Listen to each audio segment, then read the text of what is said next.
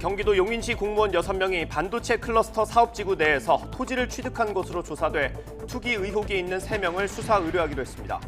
하지만 주민들은 가둑이나 차명 투기는 훨씬 많을 것으로 보이고 공직자 땅 투기 의심 사례가 30여 건이라며 강력한 수사를 촉구했습니다.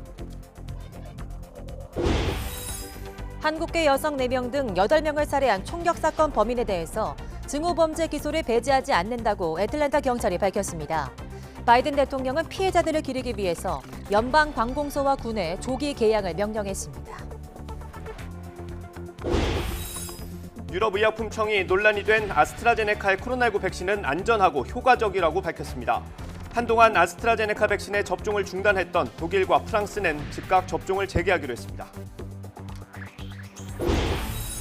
문재인 대통령이 미 국무국방장관을 접견하고 한미 양국이 한반도의 완전한 비핵화와 항구적 평화를 위해 계속 공조할 거라고 강조했습니다.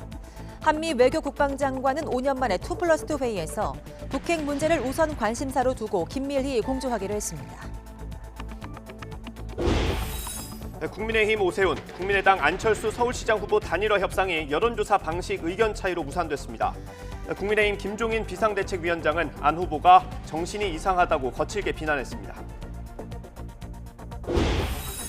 2012년 이후 해마다 줄고 있는 결혼이 지난해에는 21만 4천 건으로 역대 최저를 기록했습니다. 20년 이상 함께 산 부부들의 황혼 이혼은 늘었습니다. 여러분 안녕하십니까? 3월 19일 굿모닝 YTN 시작합니다. LH 직원들로 시작된 땅 투기 논란이 정치권으로 확산하고 있습니다. 경기도 광주를 지역구로 둔 민주당 임종성 의원 가족과 보좌관 출신이 투기를 했다는 의혹이 제기됐습니다. 땅을 산 뒤 곧바로 개발지구로 지정되면서 단 3년 만에 땅값이 급등했는데요. 임 의원은 이런 사실을 몰랐다면서 도의적인 책임을 피하지 않겠다고 밝혔습니다. 송재인 기자입니다.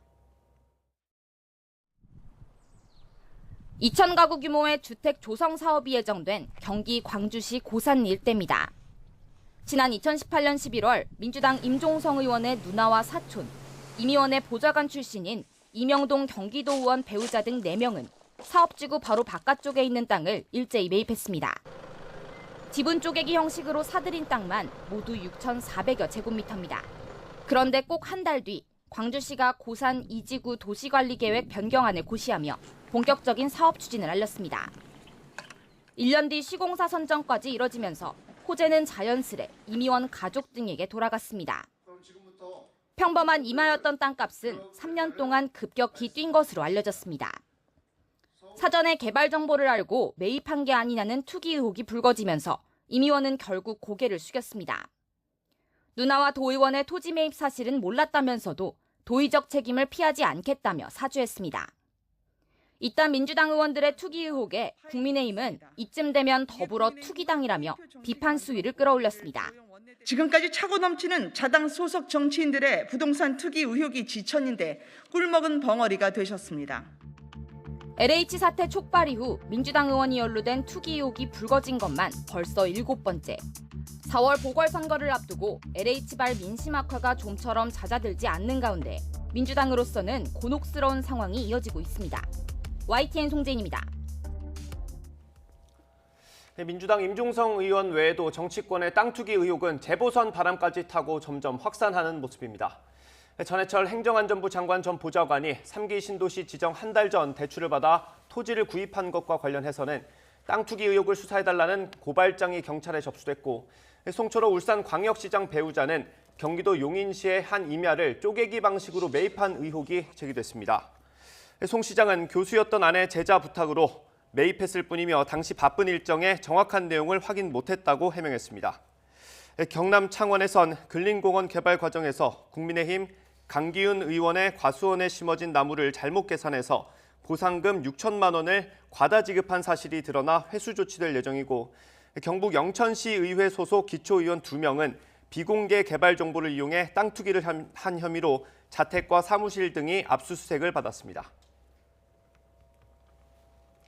경기도 용인시가 지역 내 산업단지에 투기한 것으로 의심되는 소속 공무원 3명을 고발하기로 한 가운데 주민들은 더 많은 공직자들의 투기 의혹을 제기하고 있습니다.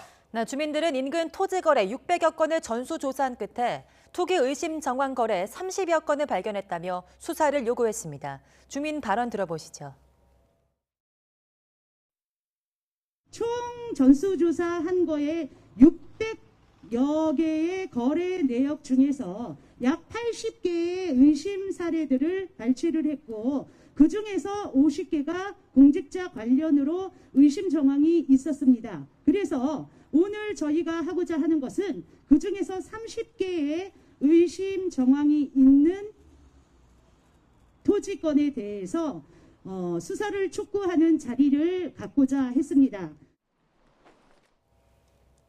네, 더불어민주당과 정부청와대가 오늘 아침 협의회를 열고 LH 사태로 촉발된 부동산 투기 근절 대책을 논의합니다. 이와 함께 LH 수사 과정에서의 검찰의 역할과 택지 개발과 관련한 농지 관리 개선 방안도 함께 논의될 예정입니다. 회의에 정부 측 참석자는 정세균 국무총리와 홍남기 경제부총리, 변창흠 국토교통부 장관과 박범계 법무부 장관과 김현수 농림부 장관 등입니다. 오늘 대책회의에 앞서 정세균 국무총리는 어제 투기 의혹을 철저히 수사할 것이며 농지법 위반을 적용해 이익을 환수하는 것을 검토하고 있다고 밝혔습니다. 농지법을 위반한 투기임이 밝혀지면 원상 회복은 물론 환수 등의 조치도 이뤄질 수 있습니다. 정세균 총리는 하지만 여야가 추진하는 LH 특검에 대해서는 사실상 부정적인 입장을 밝혔습니다. 들어보겠습니다. 이게 뭐 특검이다, 특별위원회다 뭐 이런 식으로 해가지고 장시간에 걸치면 소는 누가 키웁니까? 나라 일도 해야 될 거 아니겠습니까? 특검은 특검이 일하는 것인데 그리고 여야가 지금 합의를 했는데 총리님은 특검하는 것에 반대하시는 겁니까? 아니 반대하지 않습니다. 근데 네. 특검이 할 수 있는 일은 특검이 하는 정도지. 지금 아까 말씀하신 것처럼 국회의원 전체, 그 가족, 직계 좀비속, 지방의원, 공기업 뭐 이렇게 다 전원 특히를 특검이 어떻게 그걸 다 감당할 수 있겠습니까? 네, 홍남기 부총리가 LH 사태 재발을 막기 위해서는 부동산 분석원 설치가 하루빨리 이루어져야 한다는 의견을 밝혔습니다. 홍 부총리는 어제 오전 국회 기획재정위원회에 출석해서 부동산 분석원은 시장을 감시하고 교란 행위를 추적하면서 정보 분석을 목적으로 하는 기관이라고 설명했습니다. 그러면서 부동산 분석원 설치가 늦어지면서 LH 사태 같은 이상 거래를 감지하는 통제 장치에도 소홀함이 있었다고 본다고 말했습니다. 정부가 땅 투기 의혹을 받는 LH 직원들의 부당이득을 환수하겠다고 밝힌 가운데 실제로 어느 정도까지 할 수 있을지 관심이 쏠리고 있습니다. 네, 완전한 환수나 징벌적 징수를 위해선 LH 직원들이 내부 정보를 이용해서 투기를 저지른 걸 밝혀내야 하는 녹록지 않은 과정이 남아 있습니다. 김현우 기자입니다. 경기도 광명 신도시 개발 예정지 가운데 한 곳입니다. LH 직원 A씨는 지난 2019년 이곳 땅을 샀는데 당시 공시지가는 1제곱미터에 6만 7천 원 정도였습니다. 지난해에는 공시가 현실화 방침에 따라 8% 이상 올랐습니다. 광명시의 또 다른 개발 예정지, LH 직원 B씨가 2017년 사들인 밭의 공시지가는 당시 1제곱미터 기준 24만 원에서 지난해에는 14% 가까이 껑충 뛰었습니다. 광명 땅값은 신도시뿐만 아니라 고속도로와 산업단지 조성 등 호재가 겹치며 크게 올랐습니다. 작년 7월경부터 작년 12월경 요 발표나기 전까지 시세가 150에서 200 정도로 올랐다. 이렇게 평가를 하면 거의 시세가 맞아요. 정부는 LH 직원뿐만 아니라 공무원들이 투기로 부당 이득을 챙기는 것을 차단하겠다며 강제 처분 등의 카드를 꺼냈습니다. 정부합동조사단 조사 결과 파악된 공직자 등에게는 엄격한 보상 기준을 적용하여 불법 투기자에게 부당한 이득이 돌아가는 것을 철저히 차단하겠습니다. 하지만 투기 의혹 당사자들이 농지 사용 내용을 증빙해내거나 농지 외 다른 땅을 구입했다면 보상 외에는 달리 길이 없습니다. 정부는 시세보다 낮은 감정평가액에 따라 보상한다는 입장인데 문제는 땅값이 크게 올랐다는 점입니다. 게다가 농지법에 따라 강제 처분을 받더라도 현행법상 미처분에 따른 이행강제금을 부과받을 때까지 1년 6개월을 미룰 수 있습니다.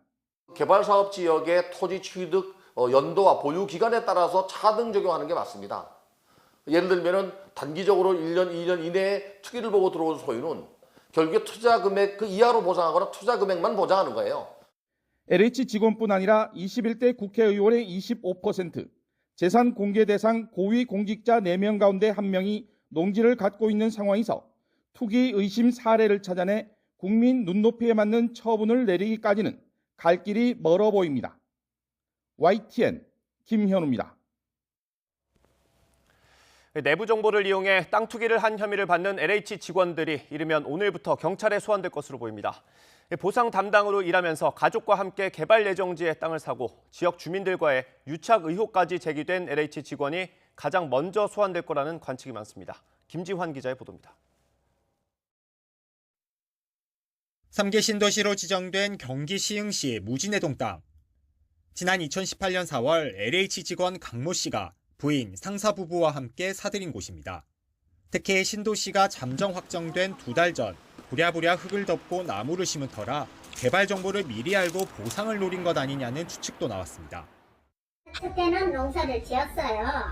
지금은 저 나무 심어놨잖아요. 나무 심어놨는데 주말에는 오셔가지고 약치고 뭐 그런 거 하시더라고. 지난 2017년부터 최근까지 공매와 경매까지 동원해 강 씨가 산 땅만 10필지, 특히 시중은행과 농축협 대출까지 받으면서 신도시 내외곽을 가리지 않고 사들였는데 모두 합치면 면적만 16,000제곱미터가 넘고 땅값은 64억 원에 이릅니다.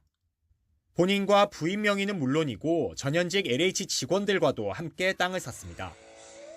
특히 강 씨가 과천주암 기업형 임대주택지구 보상 업무를 할 때 보상받았던 주민들과도 땅을 산 것으로 드러나면서 LH 내부 정보가 샜다는 의혹은 일파만파 커졌습니다.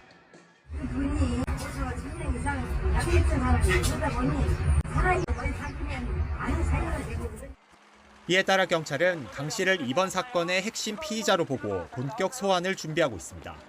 특히 압수한 LH 직원 13명의 물품을 분석하는 과정에서도 강 씨의 휴대전화를 집중적으로 들여다본 것으로 전해졌습니다. 경찰은 강 씨가 내부 정보를 활용했는지, 특히 다른 피의자들에게도 정보를 제공하고 공유했는지를 살펴본다는 계획입니다.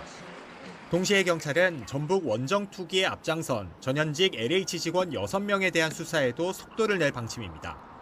과거부터 근무 이력이 겹치는 만큼 평소 가까운 관계를 유지했던 것으로 보고 통신 내역과 자금 흐름을 분석하고 있습니다. 압수물과 자금 분석, 그리고 휴대전화 포렌식까지 대부분 마무리한 경찰이 곧 당사자들을 소환해 조사하면 투기 의혹의 실체가 하나씩 드러나게 될 것으로 보입니다. YTN 김지환입니다. 투기 의혹이 잇따르고 정부 조사와 수사가 계속되자 신도시 예정지에서는 서둘러 땅을 내놓고 싶다는 문의가 늘었습니다. 신도시 외곽 지역에는 반대로 땅 주인에게 차명 거래를 부추기는 투기 세력이 몰리고 있습니다. 김다연 기자의 보도입니다. 시흥 신도시 개발 지역과 3km 떨어진 외곽. 민간 개발 기대감으로 땅값이 들썩여 이른바 부동산 타짜들이 눈독 들이는 곳입니다. 주민들은 최근 외지인들의 차명 거래 제안이 심심찮게 들어오고 있다고 말합니다. 좀 안 보이던 사람들은 왔다 갔다 하는데 간간히 들리는 얘기로는 좀 매매했다는 사람도 있고 그렇긴 해요.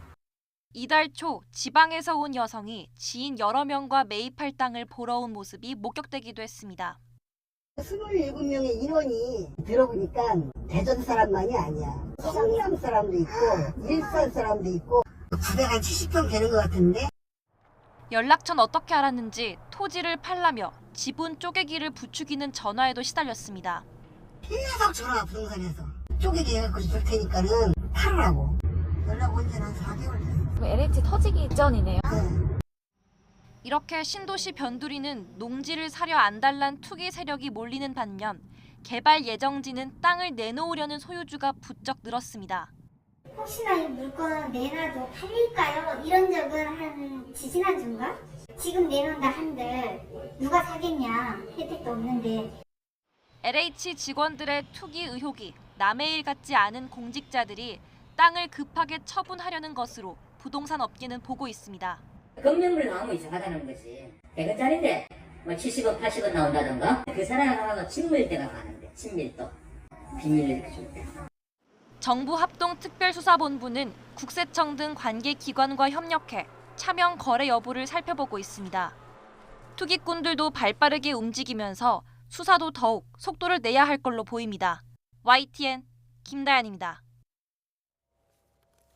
LH 사태에도 불구하고 이사 대책 이후 주택 공급이 확대될 거란 기대감으로 서울 아파트값은 6주 연속 상승폭이 줄었습니다. 정부는 다음 달 2차 신규 택지 발표를 앞두고 투기 논란을 최소화하는 방안을 고심하고 있습니다. 신윤정 기자가 보도합니다. 이번 주 서울 아파트값은 일주일 전보다 0.06% 오르는 데 그쳤습니다.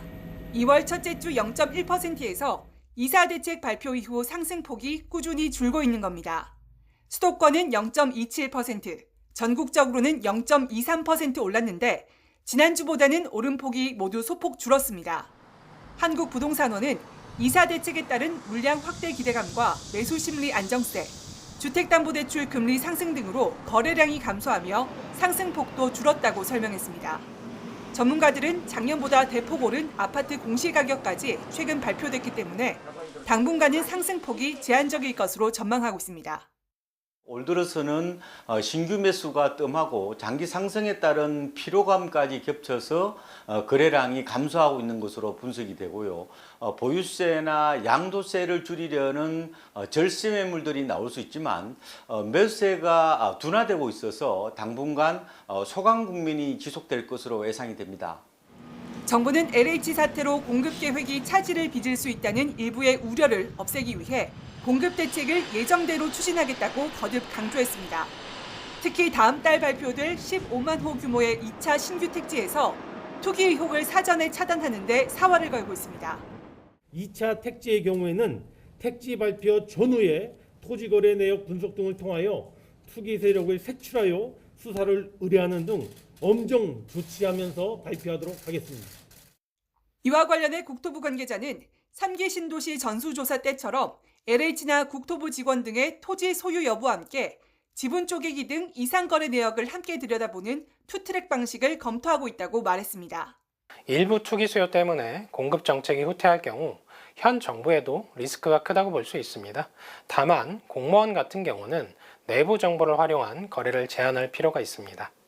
벌써 김포, 고촌 등 유력 후보지에서 토지 거래량이 급증하는 등 투기 의혹이 일고 있는 상황에서 정부가 철저한 사전 준비로 공급 확대 신호를 이어갈 수 있을지 주목됩니다. YTN 신윤정입니다.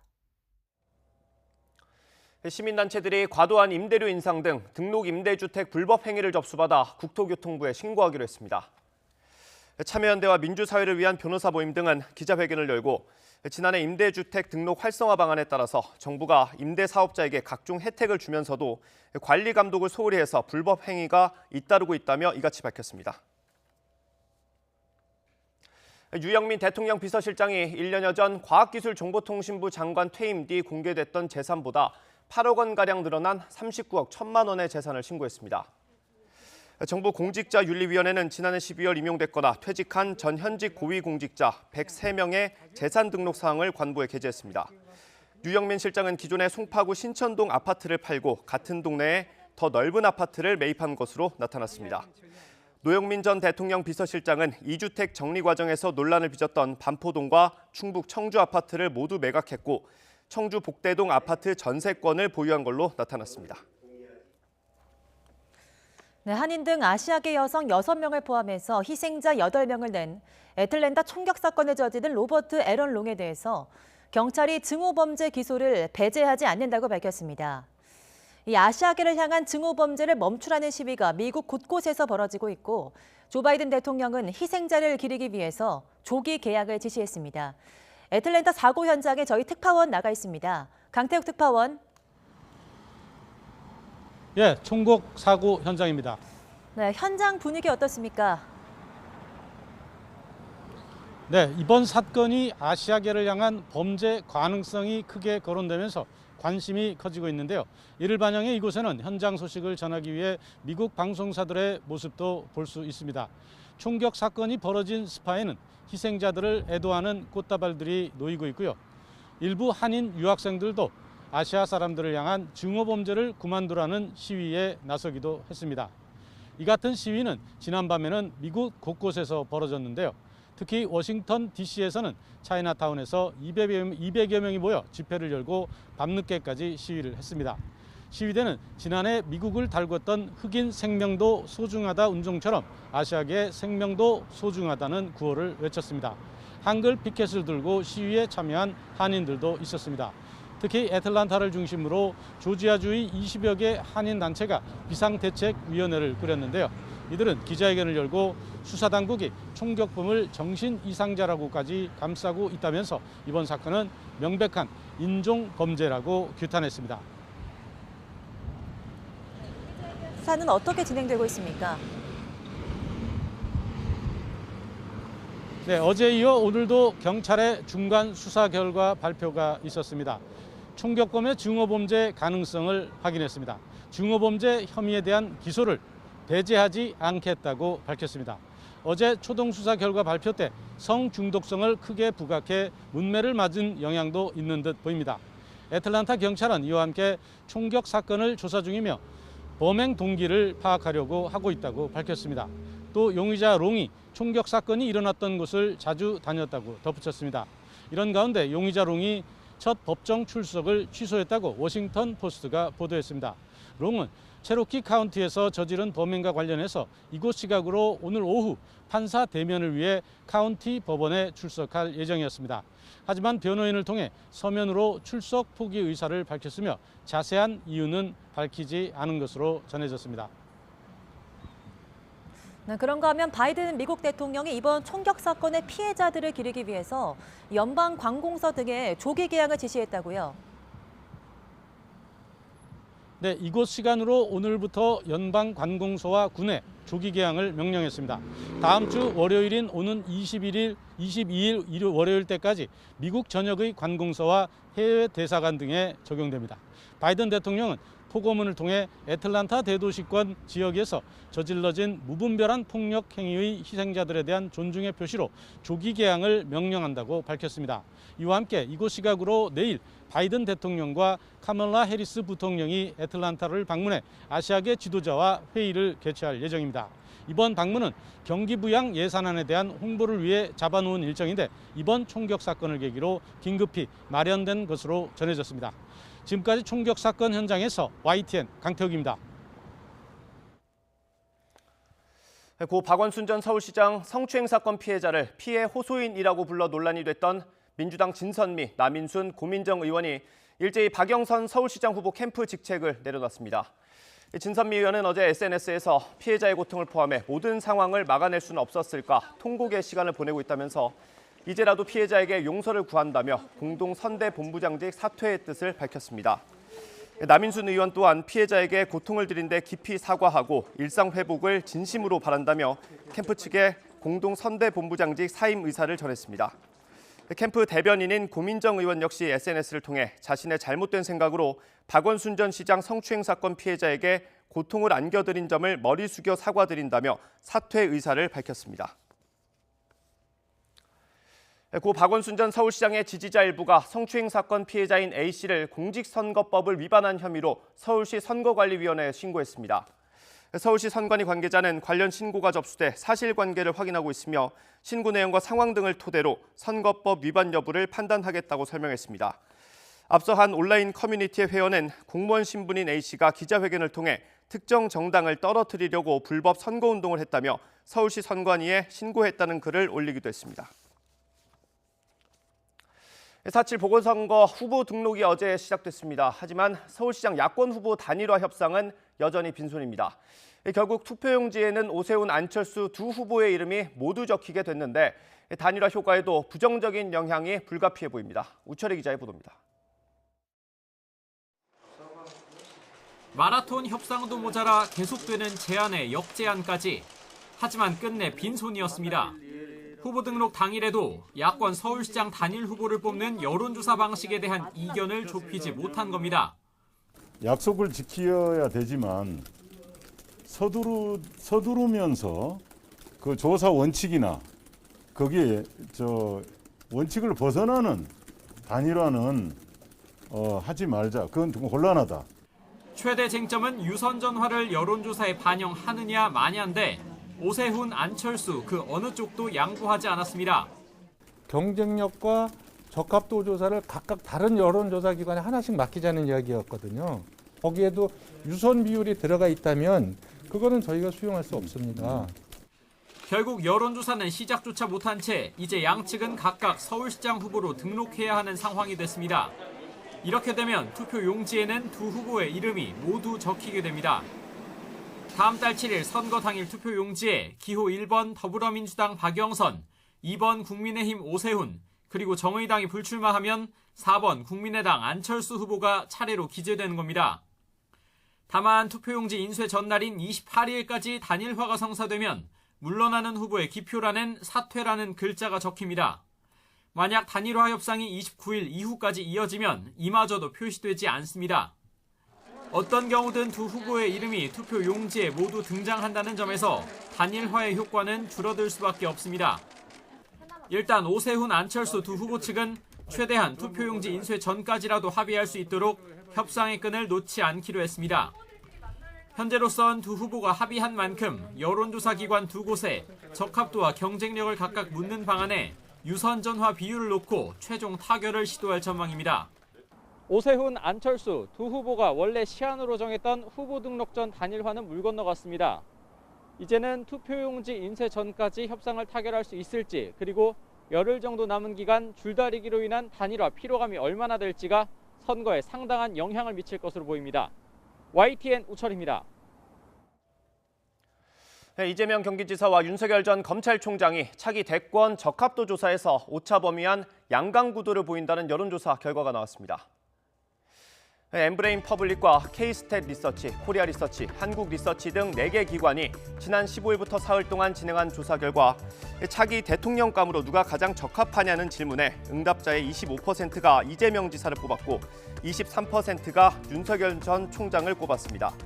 민주당 이낙연 상임선대위원장은 10%의 지지를 받으며 뒤를 이었습니다. 전체 질문지 등 자세한 내용은 중앙선거 여론조사 심의위원회 홈페이지를 참고하면 됩니다.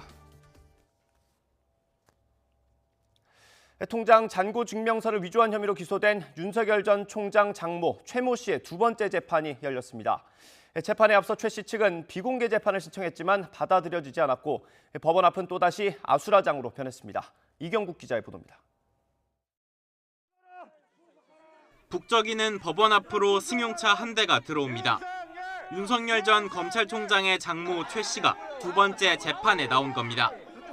최 씨는 경기 성남시 도촌동 토지 매입 과정에서 대출 액수를 늘리려 잔고 증명서를 위조한 혐의 등으로 기소되었습니다.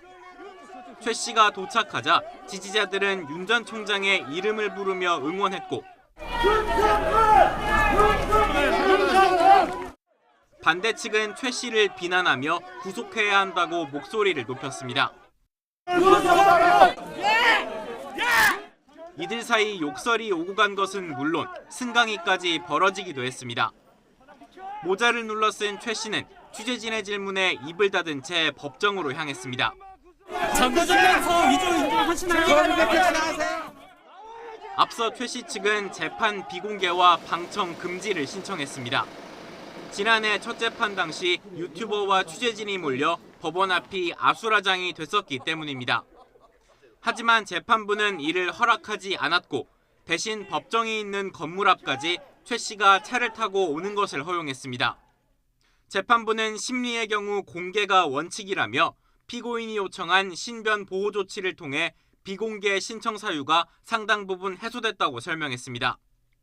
이날 재판엔 직접 토지 매입에 개입한 인물이 증인으로 나왔고 최 씨 등이 동업자 안모 씨를 알게 된 경위 등에 대한 신문이 이어졌습니다. 최 씨는 위조 혐의는 인정하면서도 안 씨에게 속았기 때문이라고 주장하는 상황. 하지만 다른 재판부에서 재판 중인 안 씨는 최 씨가 먼저 접근해왔다고 반박하고 있습니다. 이들의 주장이 첨예하게 엇갈리는 가운데 최 씨의 다음 재판은 오는 6월 8일에 진행됩니다. YTN 이경국입니다.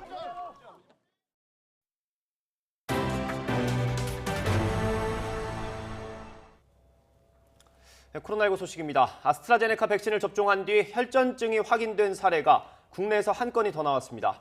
앞서 혈전이 확인된 60대 사망자와는 달리 이번에는 20대 남성이 이상 반응을 검사받는 과정에서 확인됐습니다. 방역당국은 이 남성이 평소에 앓고 있던 질환이 있는지 조사해서 최대한 투명하게 공개하기로 했습니다. 이형원 기자입니다.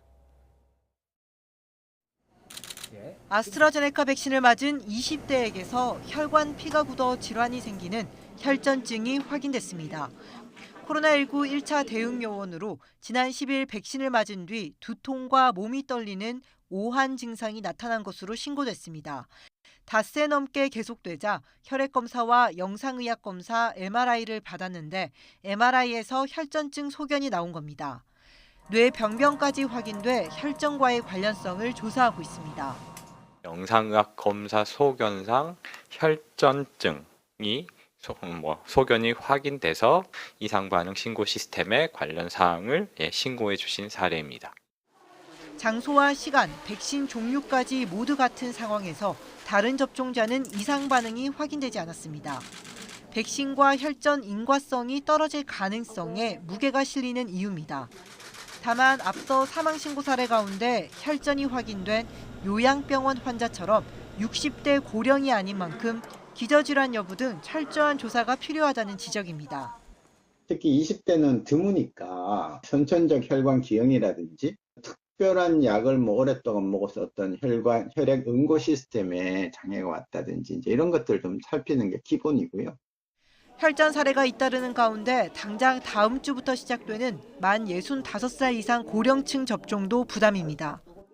또 다른 파고도 예상하고 있습니다. 접종 후에 백신과는 인과관계가 없는 사망 사례를 다음 주 이후부터 우리가 또다시 접하게 될 가능성도 배제할 수는 없습니다. 정부는 과학적 근거를 바탕으로 정보를 투명하게 공개해 백신 불신을 최소화한다는 방침입니다. YTN 이영훈입니다. 유럽의약품청이 아스트라제네카의 코로나19 백신은 안전하고 효과적이라고 확인했습니다. 일부 백신 접종자들에게 혈전이 생성됐다는 보고가 있지만 전체적인 위험 증가와 연관이 있다는 증거는 없다고 밝혔습니다. 강성옥 기자입니다. 유럽의약품청 EMA는 세계 여러 나라들이 아스트라제네카 백신의 접종을 중단하거나 유예하고 있는 가운데 안전성 평가위원회 임시회의를 열었습니다. 아스트라제네카 백신을 접종받은 뒤 일부에서 제기되고 있는 혈전 생성 등 안전성에 대한 문제를 검토하는 자리였습니다. EMA는 회의에서 아스트라제네카 백신은 안전하고 효과적이라는데 과학적인 결론이 모아졌다고 밝혔습니다. This is a safe and effective vaccine. Its benefits in protecting people from COVID-19 with the associated risks of death and hospitalization outweigh the possible risks. EMA에 앞서 영국 보건당국도 아스트라제네카 백신이 혈전을 일으켰다는 증거가 없다면서 안전성에 힘을 실었습니다. 영국 보건당국은 다만 혈소판 감소를 동반하는 매우 드물고 특정 유형인 뇌혈전이 5건 보고돼 추가 조사 중이라고 밝혔습니다. 세계보건기구 WHO도 아스트라제네카 백신의 이익이 위험성보다 크다며 접종을 계속할 것을 권고했습니다. EMA가 아스트라제네카 백신이 안전하다고 확인한 데 대해 유럽 주요 국가들은 긍정적으로 평가했습니다.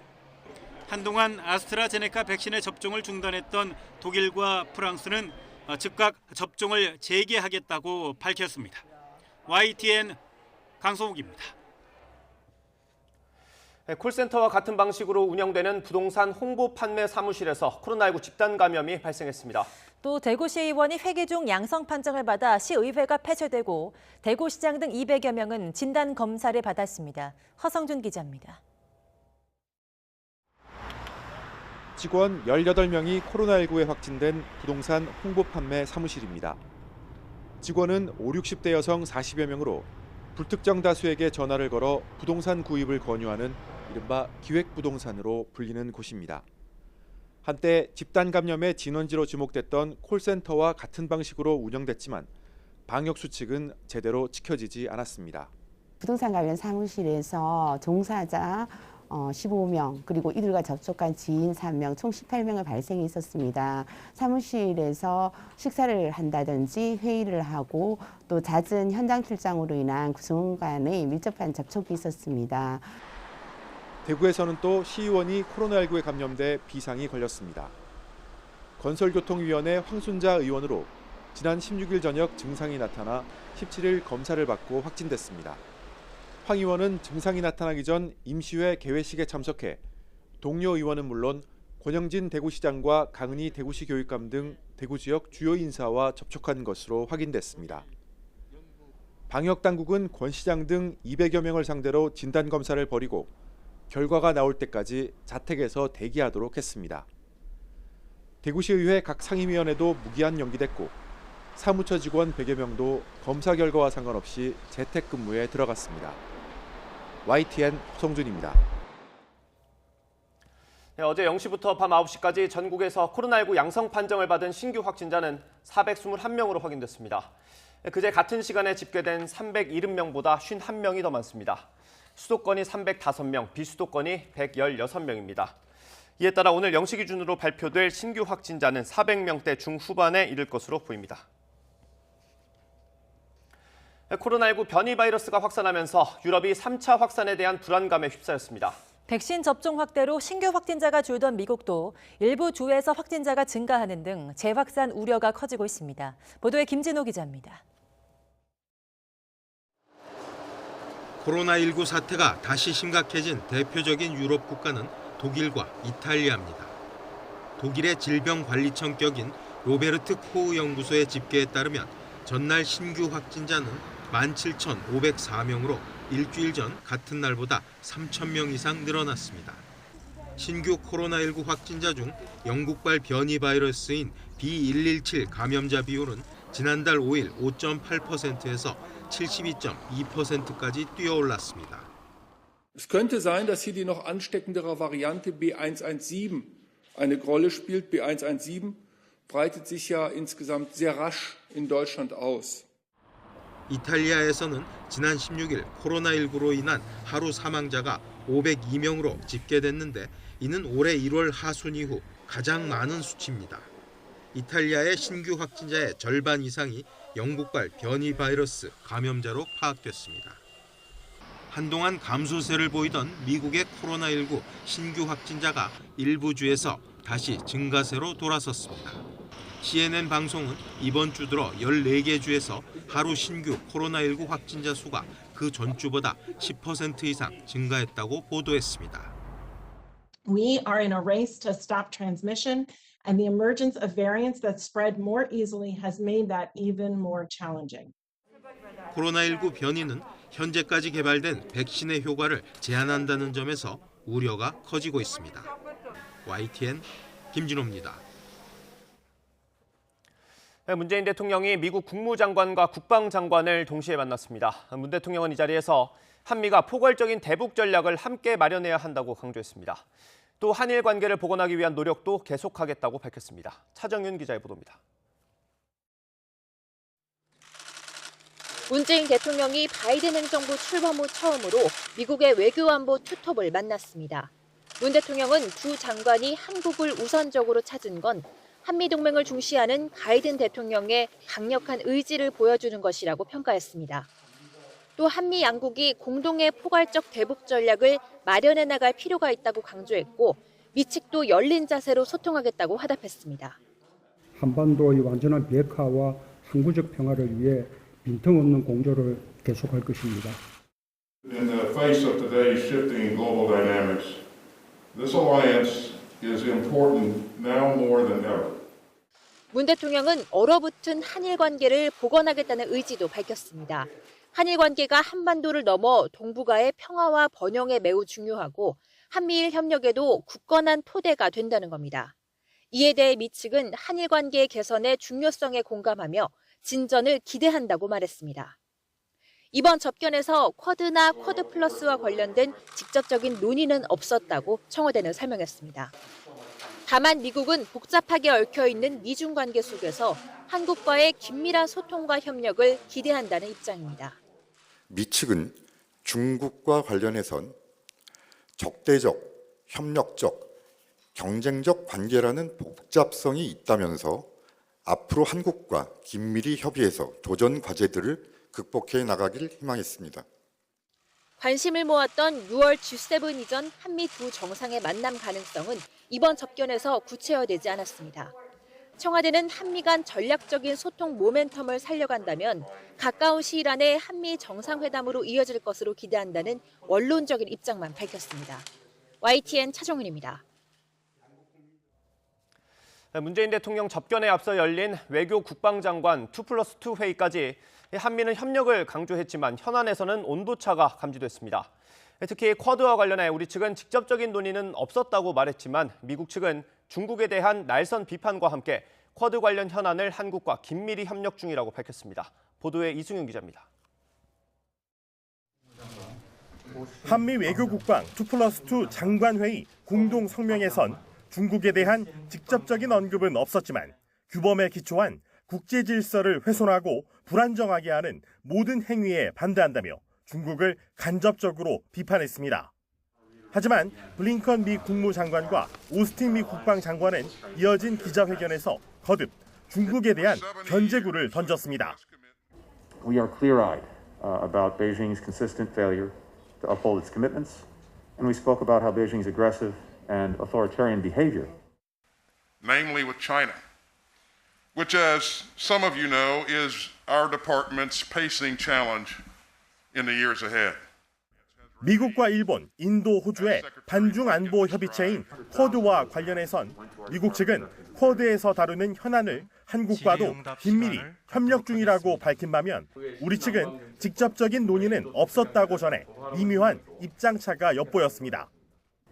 이번 미국 국무국방장관 방한 시 쿼드에 관한 직접적인 논의는 없었습니다. 서 국방장관 역시 쿼드 국가들과의 실시간 군사정보 공유 논의는 없었다며 선을 그었습니다.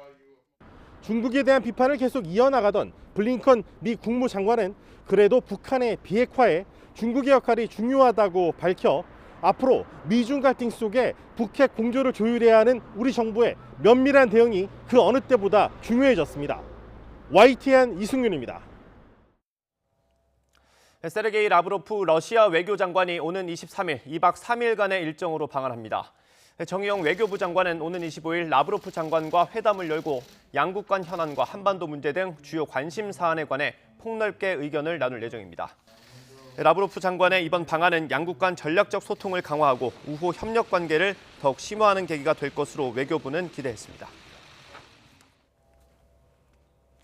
2012년 이후 해마다 줄고 있는 결혼이 지난해에는 역대 최저를 기록했습니다.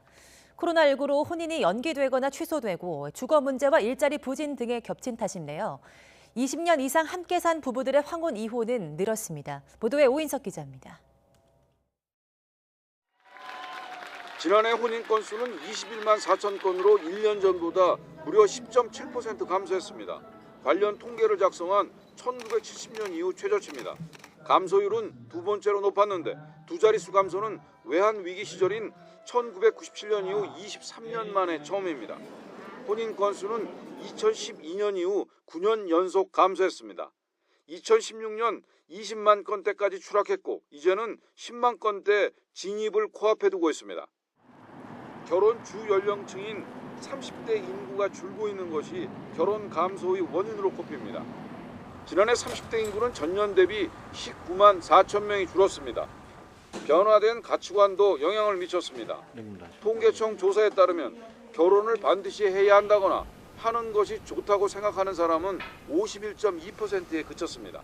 주거비나 고용 등 결혼 관련 경제적 여건이 변화하고 있어 결혼을 미루거나 안 하는 경우가 늘고 있고 다음으로는 코로나로 결혼이 연기되거나 취소된 경우가 많았고 남자는 30대 후반, 여자는 20대 후반에서 혼인이 가장 많이 줄었습니다. 초혼 부부 중 여자가 연상인 부부는 18.5%로 0.9%포인트 증가했습니다. 외국인과의 결혼은 15,000건으로 1년 전보다 30% 이상 줄었는데 코로나로 입국이 제한된 것이 영향을 줬습니다. 지난해 이혼은 10만 7천 건으로 1년 전보다 3.9% 감소했습니다. 특히 20년 이상 이혼이 전체의 37.2%에 달해 가장 큰 비중을 차지했습니다. 30년 이상 이혼은 1년 전보다 10.8% 급증하며 10년 전보다 2배 이상 늘었습니다. YTN 오인석입니다. 라임 사모펀드 사태 책임을 물어 판매 은행들의 제재 수위를 정하는 금융감독원 제재심의위원회가 또 결론을 내지 못하고 다시 회의를 열기로 했습니다. 금감원은 어제 열린 제재심의위원회에서 은행 관계자들과 금감원 검사국의 진술을 듣고 밤늦게까지 심의를 진행했으나 시간 관계상 회의를 종료하고 추후 다시 회의를 열기로 했다고 밝혔습니다. 라임 옵티머스 등 사모펀드 환매 중단 사태에 대한 후속 조치로 사모펀드 투자 설명에 기재된 운용 방식과 다른 펀드 운용 행위가 금지됐습니다. 어제부터 시행된 금융투자업 규정 개정안은 투자자에게 제공된 설명서를 위반한 사모펀드 운용을 운용사의 불건전 영업행위로 명확히 규정했습니다. 위반 시 기관과 임직원 제재를 내릴 수 있고 5천만 원 이하의 과태료도 부과할 수 있습니다. 운용사의 자사펀드 간 자전 거래와 차입 운용에 대한 관리 감독도 강화됩니다. 정의당이 어제부터 엿새 동안 당대표와 부대표를 새로 뽑는 보궐선거 투표를 진행합니다. 당대표는 여영국 전 의원이 단독 2후보에서 찬반 투표를 거치고 부대표 선거는 박창진, 설혜영, 이상범 후보 3파전으로 치러집니다. 95억 원에 달하는 보험금을 노리고 교통사고를 내 만삭의 배우자를 숨지게 한 혐의로 기소됐던 50대 남성이 대법원에서 무죄를 확정받았습니다. A씨는 지난 2014년 8월 경부고속도로에서 승합차를 몰다 갓길에 세워진 화물차를 들이받아 함께 타고 있던 임신 7개월의 캄보디아 출신 배우자를 숨지게 한 혐의로 기소됐습니다. 서울 서남권과 도심을 연결하는 서울 제물포 터널이 5년여간 공사 끝에 다음 달 개통합니다. 신월동부터 여의도까지 지하로 한 번에 연결돼서 출퇴근 통행 시간이 30분 이상 줄어들 것으로 기대됩니다. 구수본 기자입니다. 경인고속도로를 빠져나온 뒤 서울 내부로 진입하려는 차들로 늘 주차장을 방불케 했던 국회대로. 이런 상습 정체를 해소하기 위해 지하화 공사를 시작한 지 5년 반 만에 서울 제물포 터널이 다음 달 개통합니다. 이 국회대로의 교통량의 한 30% 정도는 이제 지하로 내려오게 될 거고요. 지상 구간의 대기 여건, 환경도 굉장히 좋아질 거로 기대하고 있습니다. 왕복 4차로 총 연장 7.53km로 신월 나들목에서부터 여의도까지 한 번에 연결됩니다. 터널이 개통되면 이 구간 통행 소요 시간은 8분, 기존보다 20분 이상 단축됩니다. 출퇴근 시간에는 30분 이상 줄어들 것으로 기대됩니다. 터널 높이는 3.5m 소형차 전용입니다. 15인승 승합차 및 1톤 포터까지 이용이 가능하며 이보다 큰 차량은 지상부 도로를 사용하셔야 됩니다. 터널 내부에는 스프링클러 등 각종 안전장치는 물론 공기 정화 시설도 곳곳에 설치됐습니다. 제물포 터널의 통행료는 2,400원, 정차 없이 통행료가 자동 부과되는 스마트 톨링 시스템이 도입됩니다. 서울시는 도로 상부는 친환경 녹지 공간으로 조성할 계획입니다. YTN 구수볼입니다. 네, 오늘은 아침과 낮 기온 모두 올봄 들어 가장 높은 기온을 보이면서 봄이 한층 깊어가겠습니다. 밤사이 가득 낀 구름이 이불 역할을 해주면서 아침이지만 크게 쌀쌀하지도 않은데요.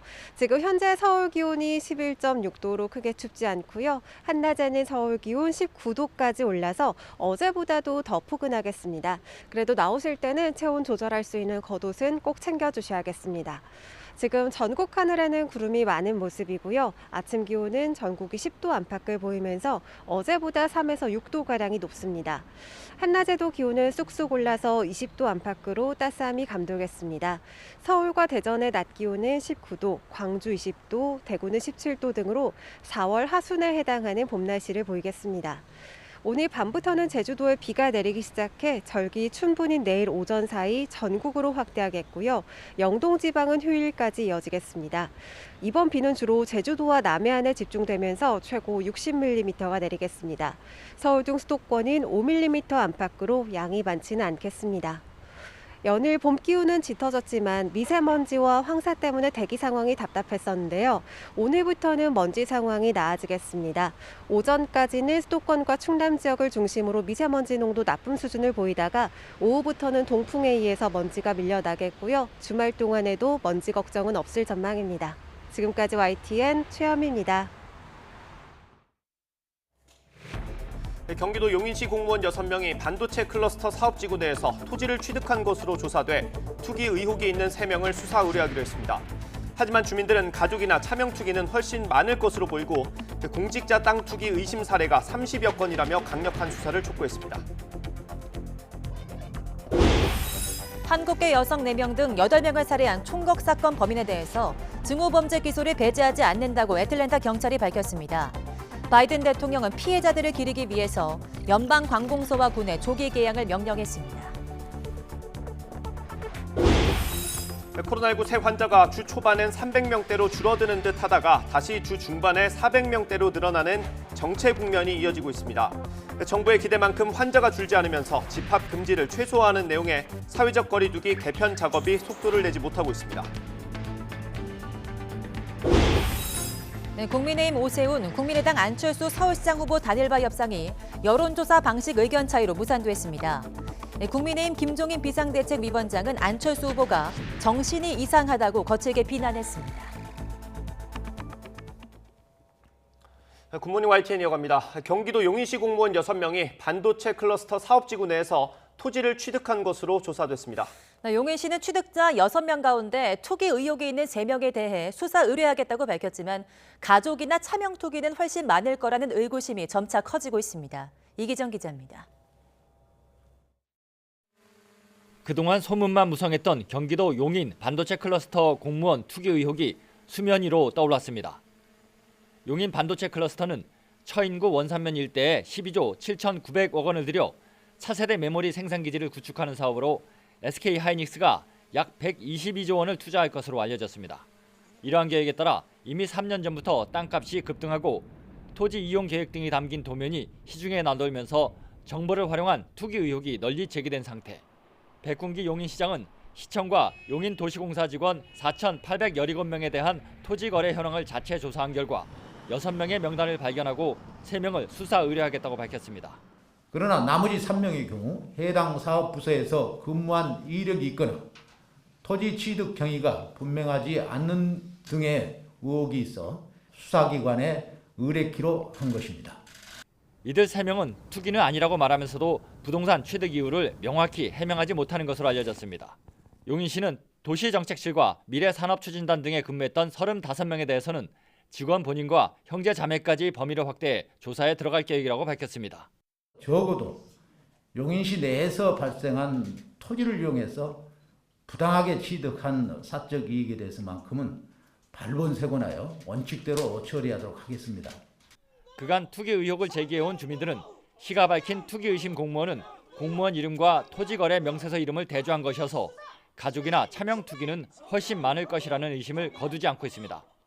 그러면서 용인시가 공무원 3명에 대해서만 수사 의뢰하겠다는 것은 전형적인 꼬리 자르기라며 반발하고 있습니다.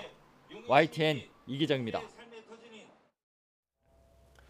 더불어민주당 임종성 의원의 가족이 임 의원의 지역구인 경기도 광주에서 땅 투기를 했다는 의혹이 제기됐습니다.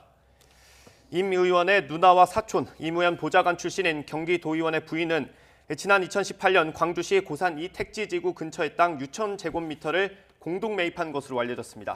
당시 임 의원은 국회 국토교통위 소속이었습니다. 이에 임 의원은 SNS를 통해 국민께 심려를 끼쳐 고개 숙여 깊이 사죄드리며 토지 매입 사실은 보도를 통해 알았지만 도의적인 책임은 피하지 않겠다고 밝혔습니다. 송철호 울산광역시장 배우자가 경기도 용인시의 한 임야를 쪼개기 방식으로 매입한 의혹이 제기됐습니다. 한 언론은 지난 2009년 7월 송 시장 배우자가 용인시 처인구의 임야 3,500여 제곱미터 가운데 393제곱미터에 해당하는 지분을 5,900여만 원에 매입했다고 보도했습니다. 이에 송 시장은 교수였던 아내 제자 부탁으로 매입했을 뿐 개발 이익을 노려 투자한 것은 아니라고 들었으며 당시 바쁜 일정에 정확한 내용을 확인 못했다고 해명했습니다. 최근 몇 년 사이 부동산 가격이 급등한 세종시에서는 광범위한 투기 의혹이 불거졌습니다. 세종시가 자체 조사 결과를 발표했는데 스마트 산업단지 예정지에서 자진 신고를 제외하고는 토지를 거래한 공무원은 없는 것으로 나타났다고 밝혔습니다. 하지만 자체 검증인데다 대상이 세종시 직원 등으로 국한돼서 조사에 한계가 있었다는 지적이 나오고 있습니다. 이상호 기자입니다. 스마트 국가산업단지 조성이 예정된 세종시 연서면 일대입니다. 마을 곳곳에 조립식 패널로 지은 건물이 다닥다닥 모여 있습니다. 이게 다 외지 사람들이 산 거야. 우리 80만 원씩 막 100만 원씩 이렇게 주고 사는 거예요. 갑자기 여기 땅 사고 그냥 집을 한 해에 다진 거예요. 한 해에. 부동산 투기 의혹이 불거지자 세종시는 지난 11일부터 특별조사단을 가동했습니다. 조사 대상은 산단 지정 검토가 시작된 2017년 6월 말부터 산단이 확정된 2018년 8월 말 사이에 이곳에서 거래된 토지와 건물입니다. 소속 공무원 2,601명 전원과 산단 업무 관련자의 직계 좀비속 102명을 합쳐 2,703명을 조사한 결과 자진 신고를 제외한 산단 내 부동산 거래는 추가로 확인되지 않았다고 세종시는 밝혔습니다. 세종시는 앞서 산단 내 토지를 거래했다고 자진 신고한 시 소속 공무원 1명과 배우자인 시 소속 공무원 1명, 그리고 이들과 친인척 관계인 시 소속 공무원 1명 등 공무원 3명을 지난 13일 세종경찰청에 수사 의뢰했습니다. 이들은 스마트 국가산단 업무 추진 부서에서 일한 적이 없고 관련 업무를 한 적도 없는 것으로 파악됐습니다. 수사 의뢰한 이유는 내부 정보를 활용해서 해당 토지를 매입했는지 여부에 대해서는 수사권을 통한 확인이 필요했기 때문입니다. 이와 함께 세종시는 이른바 벌집으로 불리는 산단 일대 조립식 건물 28동에 대해서는 경찰에 수사를 의뢰할 예정입니다. 하지만 이번 세종시 조사는 자체 검증인데다 시 소속 직원과 가족으로 국한돼 한계가 있다는 비판이 일고 있습니다. 이에 따라 정부 합동 조사를 통해 더 광범위한 투기 의혹을 밝혀내야 한다는 목소리가 커지고 있습니다. YTN 이성호입니다. 더불어민주당과 정부 청와대가 오늘 아침 협의회를 열고 LH 사태로 촉발된 부동산 투기 근절 대책을 논의합니다. 이와 함께 LH 수사 과정에서의 검찰의 역할과 택지 개발과 관련한 농지 관리 개선 방안도 함께 논의될 예정입니다.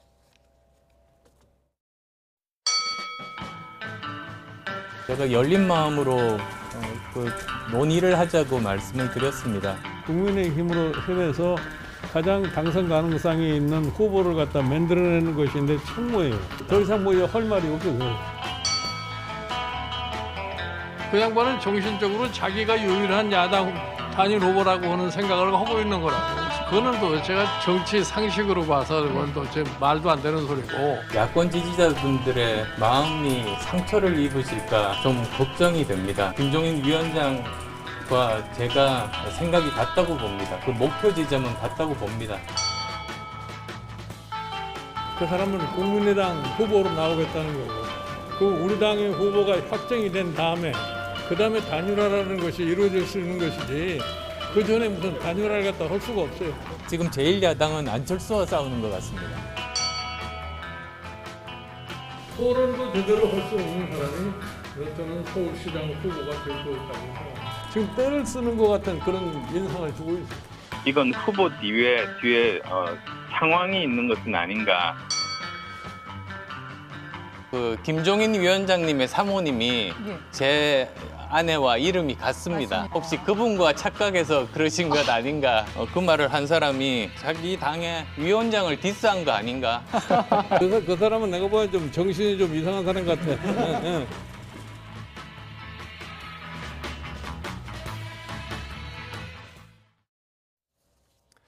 네, 후보 등록 마감을 하루 앞두고도 서울시장 야권 후보 단일화 협상이 마무리되지 않으면서 투표용지에 오세훈, 안철수 후보 두 사람의 이름이 모두 들어가게 됐습니다. 네, 국민의힘과 국민의당 실무협상단은 여론조사 방식에 합의하지 못해 어제까지 여론조사를 마치고 오늘 단일 후보로 등록하자는 약속을 지키기 어렵게 됐다고 밝혔습니다. 이에 따라 투표용지에는 오세훈, 안철수 후보의 이름이 모두 들어가고 이후 단일화 여부에 따라 사퇴 여부를 표시하게 됐습니다. 대검찰청이 오늘 한명숙 전 총리 수사팀의 위증 강요 의혹 사건을 재심의하기 위해 부장회의를 소집합니다. 앞서 조남관 총장 직무대행은 박범계 장관의 수사 지휘를 수용해서 대검 부장회의를 신속히 열겠다고 밝혔습니다.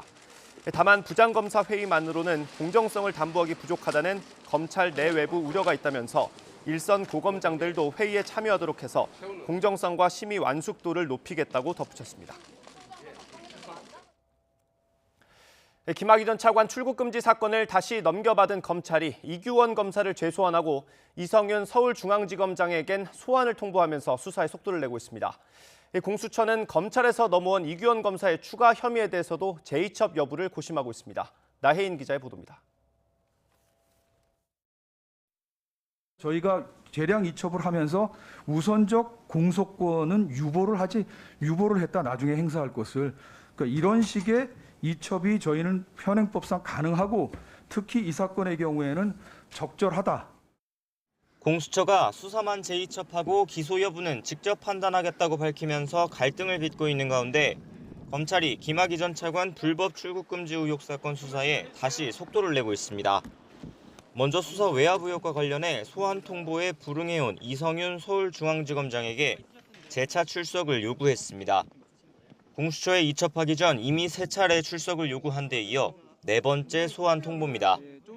사건을 돌려받은 지 닷새 만에 김 전 차관 긴급 출국 금지를 요청했던 당사자 이규원 검사도 다시 불러 9시간 넘게 강도 높은 조사를 진행했습니다.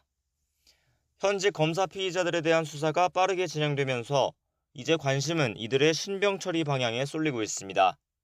이미 5차례 소환 조사를 받은 이규원 검사에 대해선 구속영장 청구가 초일기에 들어갔다는 관측과 함께 이성윤 지검장은 계속 소환에 불응하면 체포영장 청구 가능성도 거론됩니다. 다만 이규원 검사는 이와 별도로 공수처에 또 다른 사건이 넘어가 있는 상태입니다. 재작년 대검 과거사 진상조사단에 소속돼 김학의 전 차관 성접대 의혹을 조사할 당시 건설업자 윤중천 씨 면담 보고서를 허위로 쓰거나 외부로 유출했다는 의혹입니다. 그동안 서울중앙지검이 수사해왔는데 고위공직자 범죄에 해당하는 혐의만 추려 공수처로 넘겼습니다. 김진욱 공수처장은 이번 사건도 기록만 20건이 넘는다며 처리 방향을 정하려면 시간이 필요하다는 뜻을 밝혔습니다. 이번에도 선택 방안은 직접 수사나 검찰 재이첩 등 비슷하지만 다음 주까지 공수처 검사 면접이 진행되고 있어서 조만간 결론을 내긴 어려운 상황입니다. 이규원 검사는 어저께 공수처로 이첩됐는데 혹시 면담 요청한 건 없었나요? 없었습니다. 저희 아마 늦게 온 것 같은데 기록도요. 공수처가 이번에도 사건을 재이첩하면 검찰은 출국금지 의혹을 수사하는 수원지검에서 이규원 검사 사건을 한꺼번에 수사하는 방안도 검토하는 것으로 전해졌습니다. 공수처의 조건부 재이첩 방침을 둘러싼 신경전이 여전히 이어지고 있는 가운데 검찰은 공수처가 조직을 구성하기 전까지 김 전 차관 수사에 계속 고삐를 잴 것으로 보입니다. YTN 나혜인입니다. 통장 잔고 증명서를 위조한 혐의로 기소된 윤석열 전 검찰총장의 장모 최모 씨가 법원에 비공개 재판을 신청했지만 받아들여지지 않았습니다. 의정부지방법원은 재판에 앞서 최 씨 측이 신청한 재판 비공개와 방청 금지 신청을 허가하지 않았습니다. 다만 최 씨가 유튜버 등을 피해 법정에 있는 건물 앞까지 차를 타고 올 수 있도록 허용했습니다. 네, 미국 경찰은 현지 시간 18일 한인 등 아시아계 여성 6명을 포함해 희생자 8명을 낸 애틀랜타 총격 사건을 저지른 로버트 애런 롱에 대해서 증오 범죄 기소를 배제하지 않는다고 밝혔습니다. 미국 애틀랜타 경찰은 이날 브리핑에서 이같이 밝혔다고 AP통신 등이 보도했습니다. 증오 범죄 기소를 배제하지 않는다는 경찰의 이 같은 입장은 전날 사건 브리핑에 대한 비판 여론이 고조된 데 따른 것으로 보입니다. 조 바이든 미국 대통령이 애틀랜타 연쇄 총격 사건의 피해자들을 기리기 위해서 현지 시각 18일 연방관공서와 군에 조기 개항을 명령했습니다. 바이든 대통령은 이날 포고문을 발표해서 애틀랜타 대도시권 지역에서 저질러진 무분별한 폭력행위 희생자들에 대한 존중의 표시로 조기 개항을 명령한다고 말했습니다. 조기 개항은 다음 주 월요일인 22일 일몰때까지 미 전역과 해외 대사관 등에 적용됩니다.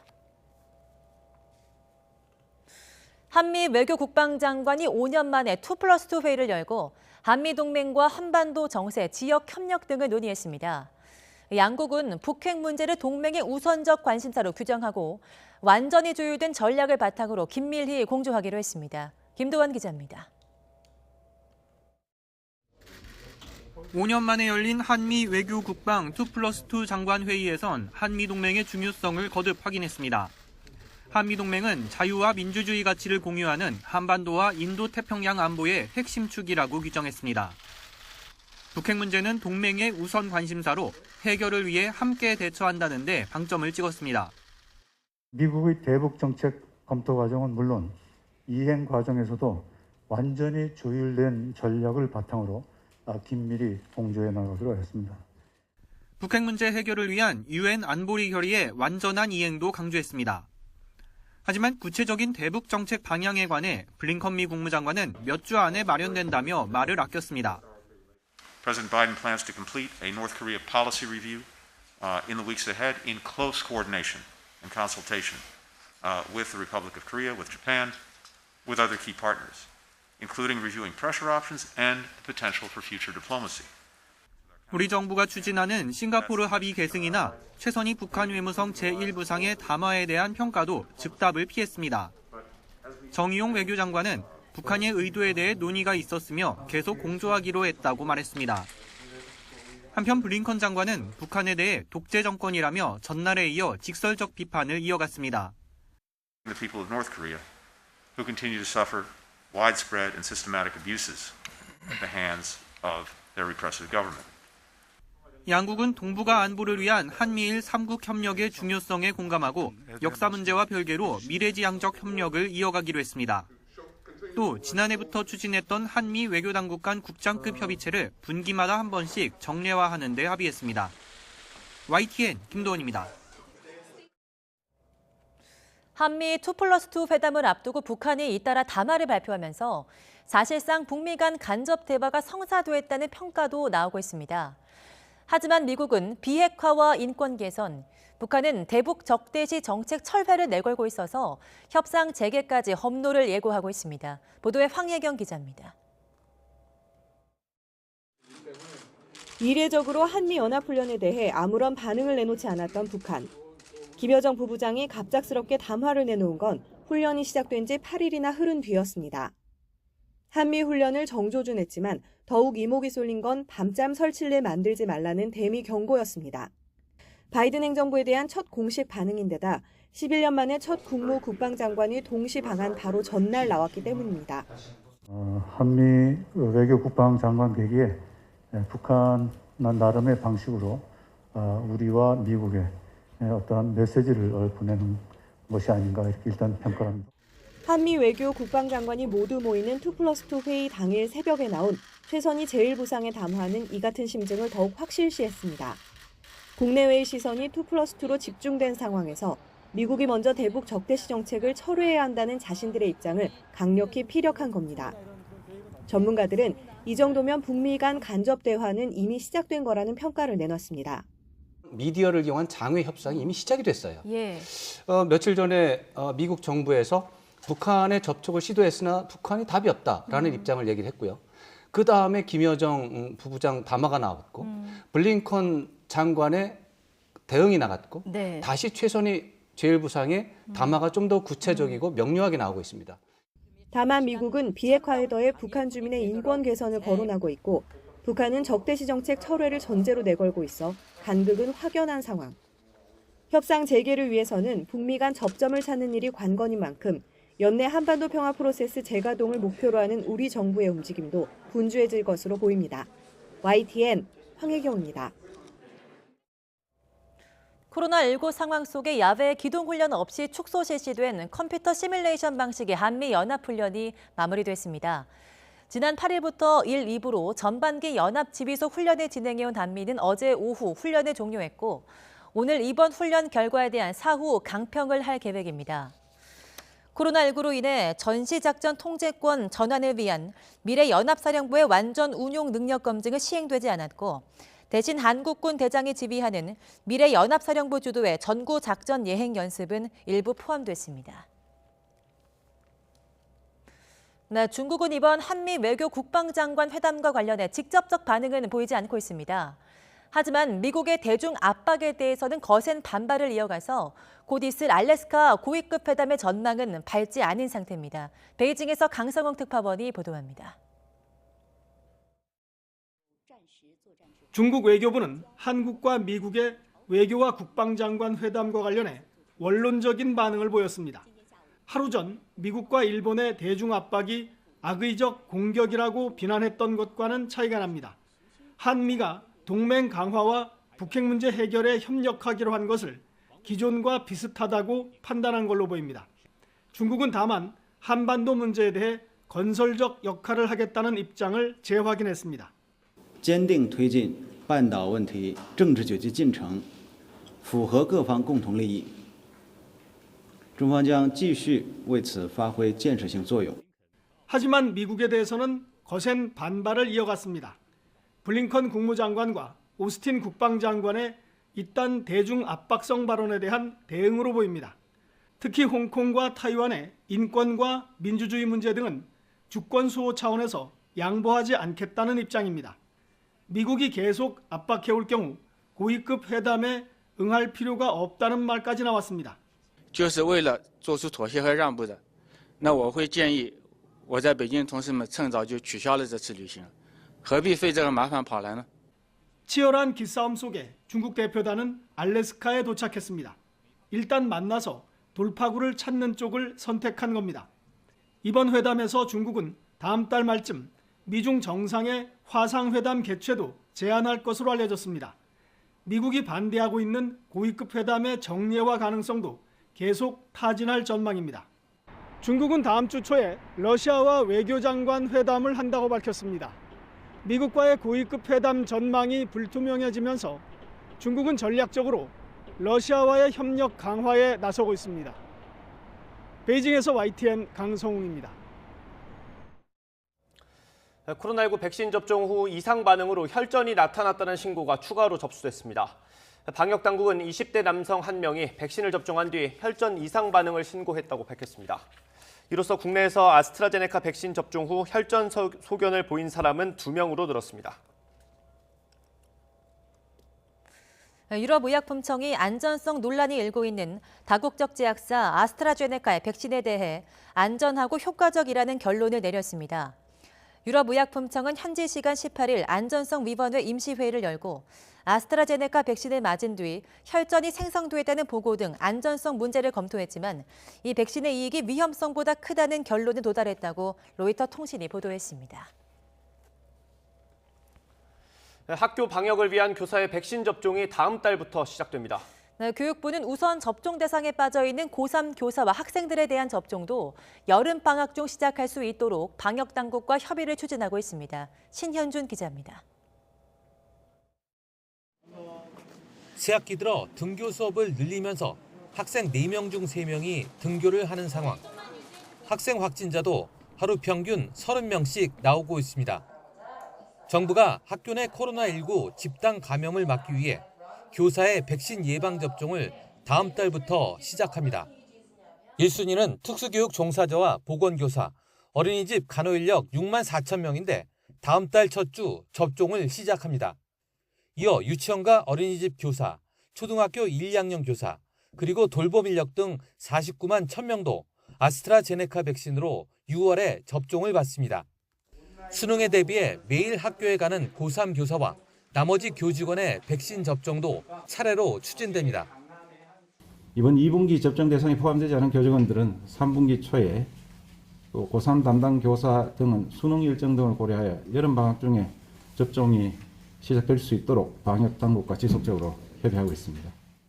아울러 고3 학생들도 여름방학 중에 백신 접종을 시작해 수능 이전에 접종을 완료하도록 방역당국과 협의할 계획입니다. 하지만 여기에서 졸업생은 제외됩니다.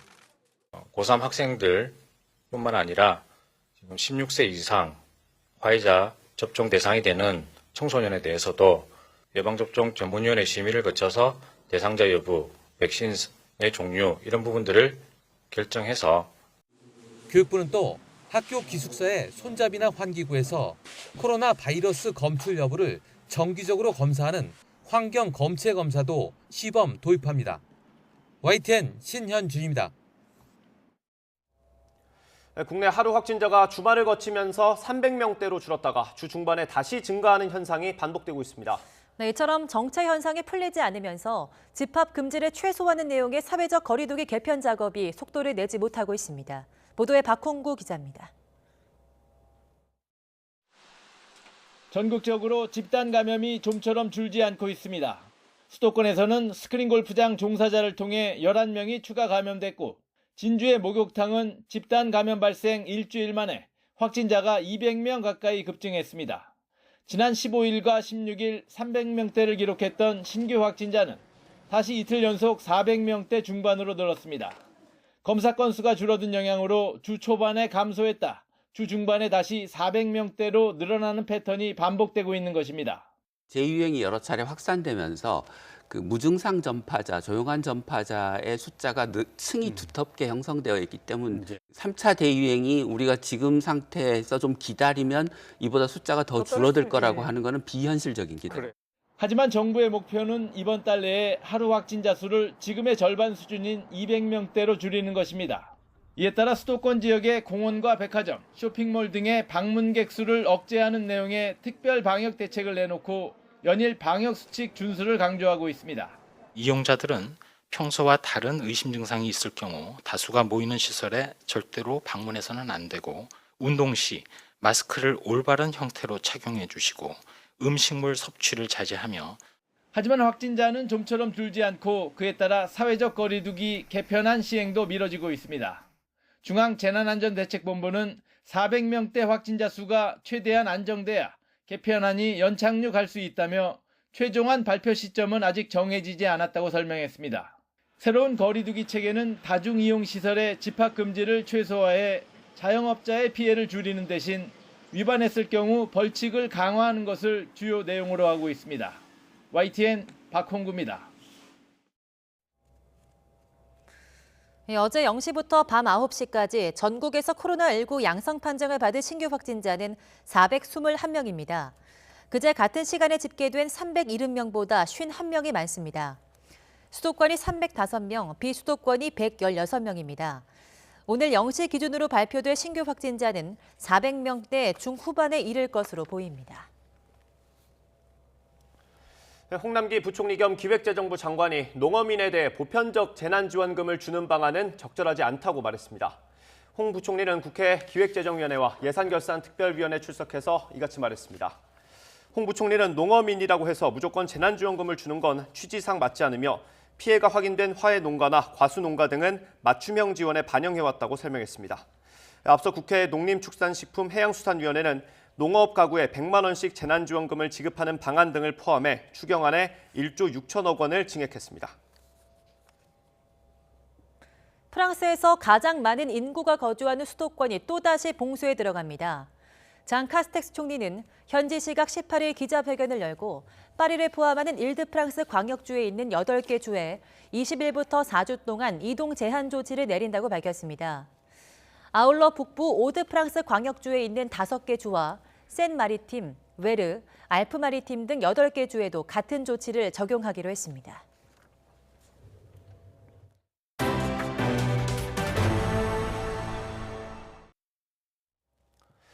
3월 등굣길이 어느 때보다 소중했을 한 초등학생이 학교 가는 길에 교통사고로 숨졌습니다. 자전거를 타고 가던 이 학생은 골목으로 들어오는 레미콘 차량에 치였습니다. 김민성 기자의 보도입니다. 자전거를 타고 자전거 도로를 지나는 초등학생, 그리고 바로 옆 차도를 달리던 레미콘 차량. 잠시 후 차량과 자전거는 골목 어귀에서 딱 마주칩니다. 사고 직후 차에서 내려 뒤늦게 현장을 접한 레미콘 차량 기사는 그대로 풀썩 주저앉아 버립니다. 큰 차가 한 대 서 있고 그다음에 자전거가 찌그러져가지고 누워 있고 등굣길에 사고가 난 것 같아가지고 좀 안타깝더라고요. 사고가 난 건 아침 8시 20분쯤. 구급대가 급히 출동했지만 학생은 머리 등을 크게 다쳐 현장에서 숨졌습니다. 사고가 난 장소입니다. 보이다시피 횡단보도가 있어서 서로 조심해야 하는 곳인데요. 자전거 도로를 달리던 초등학생은 근처 공사 현장으로 가기 위해 우회전하던 레미콘 차에 치였습니다. 사고가 난 곳에서 학교까지는 약 1km 남짓. 초등학교 5학년 학생은 등교 중이었습니다. 안타깝게도 금일 아침에 콘크리트 믹스트럭과 자전거 교통사고가 있었습니다. 현재 사고 영상 분석과 운전자 조사 중에 있습니다. 경찰은 주변 CCTV 영상과 목격자 진술 등을 토대로 정확한 사고 경위를 조사하고 있습니다. YTN 김민성입니다. 충남 천안에 있는 한 아파트에서 관리사무소 직원들이 맨홀 뚜껑을 열어놓고 자리를 비운 사이 입주민이 빠져서 크게 다쳤습니다. 피해자 가족들이 CCTV 화면을 확보했는데 안전조치는 하나도 없었고 사무소 측의 대처도 황당했습니다. 이문석 기자가 단독 보도합니다. 밤 11시가 다 된 시각, 맨홀 작업을 하던 아파트 관리사무소 직원과 경비원이 뚜껑을 열어둔 채 자리를 뜹니다. 주차된 차들로 도로에선 작업 현장이 제대로 안 보이는 상황. 택시에서 내린 남자가 인도에 올라서다가 그만 맨홀에 빠졌습니다. 가까스로 팔로 버텨 추락하지는 않았지만 갈비뼈 3대가 부러지는 등 큰 부상을 입었습니다. 사람들이 많이 오가는 인도에 맨홀을 무방비 상태로 열어둔 것도 문제지만 피해자 측은 관리사무소의 대응이 더 황당했다고 말했습니다. 숨쉬기 어려운 고통을 호소하는데도 119에 바로 신고하지 않아 사고 20분 가까이 지나서 구급차가 도착했습니다. 저는 119나 이런 데 신고를 해주실 줄 알았는데 계속 어떻게 넘어진 거냐 그것만 물어보고 맨홀에 빠졌다고 얘기했는데도. 또 현장 작업자들은 피해자 가족에게 피해자가 술에 취해 있었다. 뚜껑 열어놓은 게 보일 텐데 그걸 못 봤다며 책임을 전가하는 듯한 말도 했습니다. 피해자 부인은 CCTV 화면을 못 구했으면 이들의 말이 사실이 될 뻔했다고 분통을 터뜨렸습니다. CCTV도 없다고 해서 없는 줄 알고 있어서 저희는 사실 확인할 방법이 없잖아요. 근데 이제 나중에 상가 통해서 저희가 CCTV를 봤을 때는 자리를 다 비웠고 안전가드도 없었고. 관리사무소 측은 말 전달이 잘못돼 오해가 빚어졌으며 책임보험을 통해 병원비 등을 배상하는 절차를 밟고 있다고 해명했습니다. 피해자 측은 형사 책임을 묻는 경찰 고소를 검토하고 있습니다. YTN 이무석입니다. 1년 전 경북 경산에서 고열 증상을 보이던 17살 고등학생이 급성 폐렴으로 숨지는 일이 있었습니다. 이 고등학생의 아버지가 경산에서부터 한 달 가까이 걸어 청와대 앞에 도착했습니다. 암투병 중인 아버지가 수백 킬로미터를 걸어온 이유가 뭔지 만나봤습니다. 김경수 기자입니다. 아들 사진을 품에 안은 아버지가 앞장서고 국화와 병원 모형을 든 사람들이 뒤를 따릅니다. 지난해 3월 17 나이로 숨진 고 정유엽 군 일주기에 추모 행렬이 청와대로 향하는 모습입니다. 지난달 22일 경북 경산에서 도보 행진을 시작한 고 정유엽 군의 아버지는 25일 만에 서울 청와대 근처에 도착했습니다. 3년 전 발병한 암으로 투병 중인 아버지가 청와대까지 수백 킬로미터를 걸어온 이유는 하나입니다. 건강했던 아들이 왜 목숨을 잃어야 했는지 밝혀서 재발 방지 대책을 만들자는 겁니다. 우리 가족의 일상사가 이 개인의 일이 아닌 사회 전체가 나서서 같이 대응해야 될 그런 어떤 사회적인 사안이었다. 그렇게 결론을 내리게 됐습니다. 1년 전 고열로 집 근처 병원을 찾았던 정군은 코로나19가 의심된다는 이유로 응급치료를 받지 못하고 귀가해야만 했습니다. 하루 만에 상태가 더 나빠진 뒤 구급차 대신 아버지 차를 타고 간신히 대학병원에 입원했지만 엿새 만에 급성 폐렴으로 목숨을 잃었습니다. 이 과정에서 받은 코로나19 검사만 13번, 결과는 최종 음성이었습니다. 경산에는 공공병원이 없습니다. 유유비가 그 당시에 정말로 공공병원이 존재했다라면은 그렇게 매몰차게 치료 거부당하지 않았을 텐데. 코로나19라는 전례 없는 감염병에 의료 역량이 집중되며 다른 응급 환자들이 치료받을 기회가 박탈되는 의료 공백이 드러난 사례였습니다. 이러한 억울한 죽음이 반복되지 않으려면 공공병원과 의료 인력을 확충해 의료 체계를 바꿔야 한다고 연대한 시민단체들은 호소합니다. 국내 전체 병원의 병상 중 공공병상은 9.6% 수준으로 10%에도 못 미친다. 전체 의료기관 중 5.5%밖에 안 되는 공공의료기관으로 세계적인 팬데믹을 대응하고 있는데 어떻게 의료 공백이 발생하지 않을 수 있겠는가? 도보 행진을 마무리한 정군의 아버지와 시민단체는 공공의료가 제대로 갖춰질 때까지 추가 기자회견을 여는 등 대국민 호소를 이어가겠다는 계획입니다. YTN 김경수입니다. 도쿄올림픽 패럴림픽 조직위원장이 여성 비하 발언으로 사퇴한 지 얼마 지나지 않아 도쿄 조직위가 또 구설에 휘말렸습니다. 개폐회식 총괄 책임자가 여성 연예인의 외모를 비하하는 발언을 해 자리에서 물러난 건데요. 올림픽 개막이 넉 달 앞으로 다가왔지만 잡음은 계속되고 있습니다. 조성호 기자입니다. 일본 코미디언 와타나베 나오미입니다. 일본 안팎에서 통통한 외모로 큰 인기를 얻었고 도쿄올림픽 개회식에도 참석할 예정입니다. 하지만 개회식과 폐막식 책임자인 사사키 히로시 총괄 예술감독이 와타나베를 두고 한 말이 문제가 됐습니다. 연출진 단체 대화방에서 와타나베를 돼지로 분장해 개회식에 출연시키자고 제안한 겁니다. 올림픽을 올림피그라 발음하는 일본인의 특징을 살려 돼지를 뜻하는 올림피그라고 부르자는 말장난도 덧붙였습니다. 다른 스태프들의 비판에 제안을 철회했지만 언론에 보도되며 논란이 커졌습니다. 조직위원회는 몹시 유감이라는 입장과 함께 사실관계를 조사하기로 했습니다. 그러자 사사키 감독은 생각과 발언에 매우 부적절한 표현이 있었다며 물러나겠다는 뜻을 밝혔습니다. 하시모토 세이코 조직위원장은 일어나선 안 될 일이었다며 곧장 사의를 받아들였습니다. 記事の見出しを拝見し、私としてもショックを受けておりました。発言は不適切であり、大変遺憾と考えていたところであります。 사사키 감독은 2016 리우올림픽 폐막식 오륜기 인수행사에서 아베 신조 당시 일본 총리가 슈퍼마리오 분장으로 등장하는 연출을 맡아 화제를 일으켰습니다.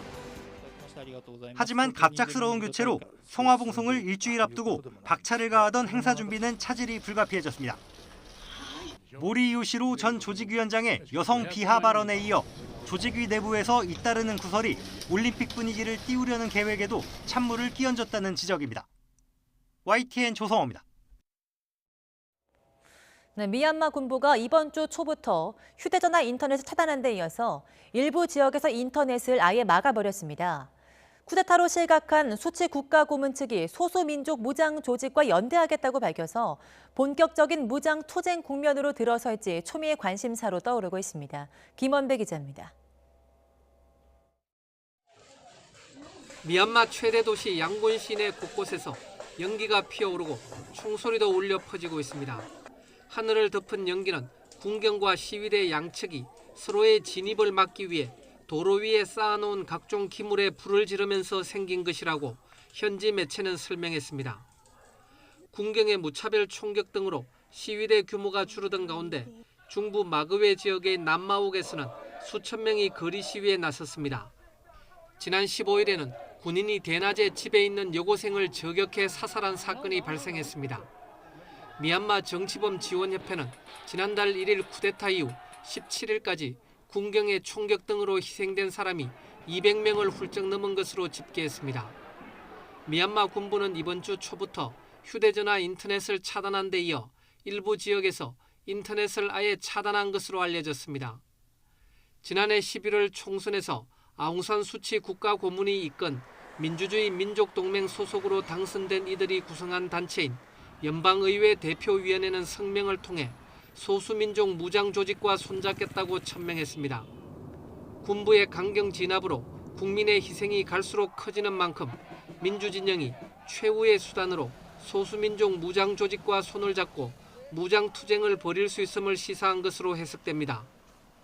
이런 가운데 군부는 수치 고문이 건설업체 회장으로부터 미화 55만 달러, 우리 돈으로 6억 원의 뇌물을 받았다며 반부패법 위반 혐의로 추가 기소했습니다. YTN 김원배입니다. 미국에서 60대 노부부가 몰던 캠핑 트럭이 사고로 30m 깊이의 협곡이 내려다 보이는 다리 난간 밖에 1시간 넘게 매달렸다가 극적으로 구조됐습니다. 현지 시각 15일 오후 2시 40분쯤 60대 노부부가 캠핑 트럭을 몰고 가다 아이다호 말라드 협곡을 지나던 도중 갑자기 다리 난간에 들이받았습니다.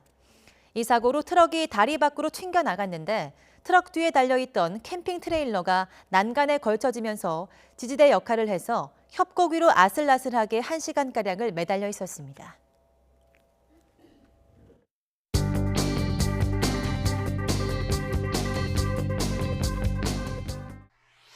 아침 신문들의 일면은 한미 외교 국방장관의 2+2 회의였지만 보는 눈은 조금씩 달랐습니다. 먼저 경향신문과 한겨레는 하나같이 완전히 조율된 대북 전략 아래 대북 정책을 다뤄야 한다는 공동성명 문구를 머릿기사 제목으로 뽑았습니다. 양국의 입장차에 대해선 일정한 견해차나 정책적 조율이 필요하다는 등의 비교적 완화된 표현을 썼는데요. 하지만 다른 신문들은 북중 놓고 한미가 확 달랐다며 이번 공동성명에서 중국과 북한 비핵화가 빠졌다는 점을 동시에 주목했습니다. 조선일보는 북한 비핵화와 중국 문제에 두 나라가 합의를 못한 것으로 분석된다며 완전히 조율된 대북 전략이라는 공동성명은 곧 조율을 이뤄내지 못했다는 뜻이라고 봤습니다. 한국 외교 급소만 찔렀다. 한국일보는 북한 인권이나 한일 관계 개선 등 청구서만 받아쥐었으며 바이든 행정부의 동맹주의가 오히려 문재인 정부 운신폭을 제한하는 모습이라고 분석했습니다. 한국계 4명을 포함해 8명이 사망한 미국 애틀란타 총격 사건을 두고 신문들은 인종 증오 범죄라는 현지의 목소리를 주요 뉴스로 실었습니다. 범행 동기를 성중독으로 몰아가는 듯한 현지 경찰의 발표를 두고 증오 범죄 물타기란 비판이 나온다고 합니다. 한명숙 수사팀의 모해 위증 의혹과 관련해 부장회의를 열라는 박범계 장관의 수사 지휘에 조남관 검찰총장 직무대행이 고검장들도 참석하라고 했습니다. 일부 신문은 이를 묘수라고 표현했는데요. 한겨레는 회의에서 의견이 맞설 경우 표결까지 염두에 둔 것이며 무혐의 결정 전망이 우세하다는 검찰 안팎의 의견을 실었고, 한국일보는 박 장관의 이번 지휘를 두고 결국 최종 결정을 검찰총장 대행 몫으로 돌린다는 점에서 무책임한 면피성 수사지휘란 비판이 나온다고 보도했습니다. 주간 브리핑 권남기입니다.